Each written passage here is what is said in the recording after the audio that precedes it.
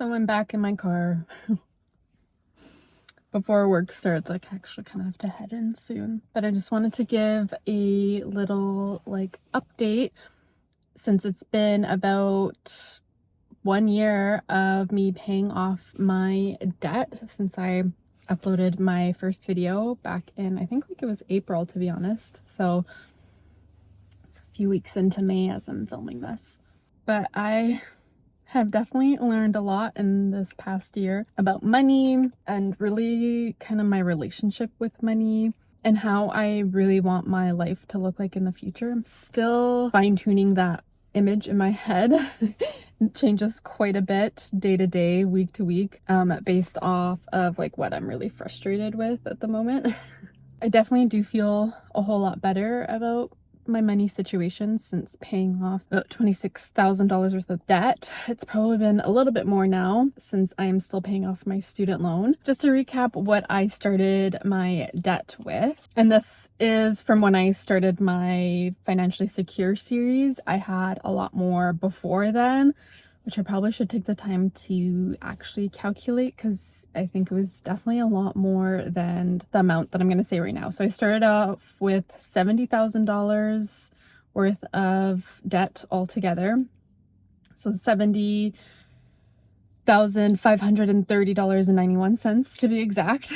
So out of that number, my consumer debt was $22,346.04. I owed about $1,000 to my dad, and then my student loan at the time was $47,184.87. Paid off my dad, and I've paid off that consumer debt, and now I am sitting at roughly, last time I calculated this, my student loan is at $43,205.37. So far altogether, I have paid off $27,325.54 as of May 1st, when I did my little calculation. The journey has definitely taught me a lot and made me realize kind of the good and bad of everything. I think I've always had anxiety over my financial situation, over money, but it has kind of come to a head, really making me super anxious about my future. So I had blinders on, and all I was really thinking about was paying off this consumer debt, really. My student loan interest, I've said it many times before, but it's 0% interest. So I personally feel like I shouldn't be actively or aggressively paying it off because I can use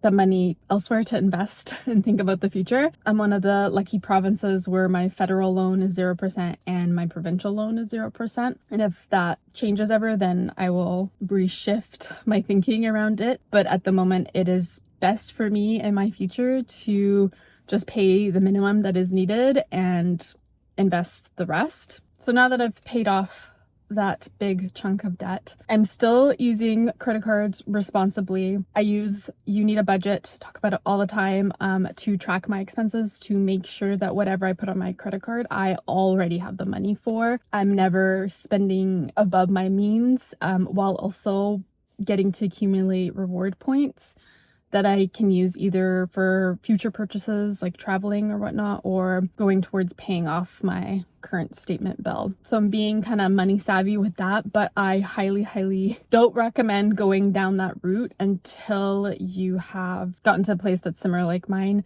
Either you're completely debt free and you're making enough money, more than enough money, to cover your fixed expenses and variables, and you know yourself, you have to be honest with yourself that you're not gonna overspend with that credit card. And that personally has taken me a long time to get to. I definitely wouldn't be doing this if I still had more consumer debt, unless you know yourself. And that is the downside to doing it the way that I'm doing it, is that you can very easily kind of get carried away with it. So it's not something I recommend, but it is something that I've been doing and it has been working for me. And I absolutely do not spend $1 more than what I have. I've been aggressively saving my money around $3,600 a month, and that is about a little more than 50% of my monthly income. And I've recently decided, just kind of dipping my toes into the water here, about investing. So I've been taking about $100 every paycheck and starting to kind of aggressively invest. That $3,600 was originally going into my condo savings account fee,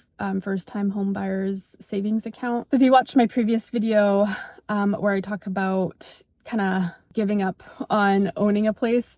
Not completely giving up. I've just kind of shifted my goals. And in doing so, I think that has really kind of alleviated a lot of the anxiety I have about money when I think about not having majority of my money all tied up into one investment, aka a house, which at this moment in time, I don't think is a good investment. Everyone that I talk to tries to tell me otherwise, but just trying to save $3,600 a month is stressful.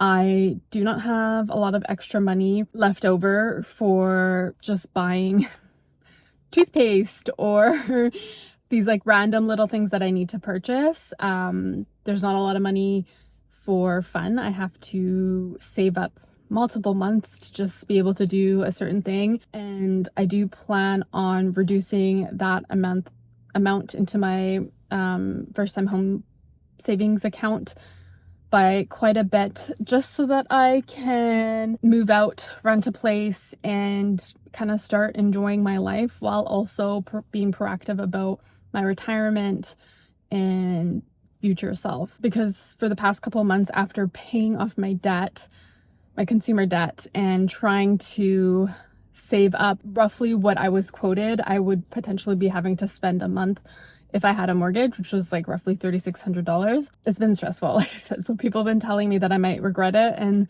maybe I will, but I'm just allocating the money that I would be investing in a house into something else that could potentially make me the same returns even more. And I'm young and I want to enjoy my life. Not necessarily like buying things, but having experiences and buying a place on my own with having that big responsibility, I think would mentally crush me with anxiety over making sure that I have enough money to pay the mortgage, but also still trying to find money somewhere for investing, trying to max out my TFSA, RRSP, that kind of thing, which I wouldn't have money for. And so I would be solely relying on what profit my house, my living situation would give me. And that does not fly with me. It's too much pressure to have all on myself. If I was maybe buying with someone, whether they were living with me or not, just kind of investing with me, it'd be a little different. But having all of that kind of anxiety put on me is no bueno.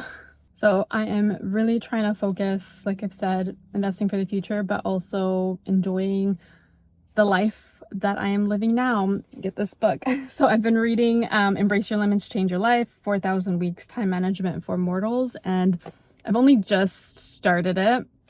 I'm like a chapter 2 in.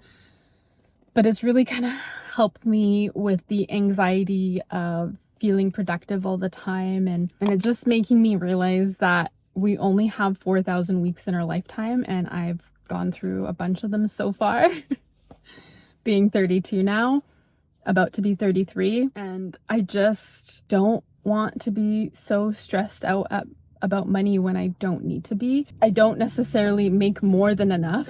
I feel like I make just enough, maybe a little bit more to kind of breathe. You know, I do support myself on like a single income. I don't have anyone else helping me, but I'm tired of letting the anxiety over money kind of take over any free space I have in my brain. It's much more productive for me to allocate it to something else.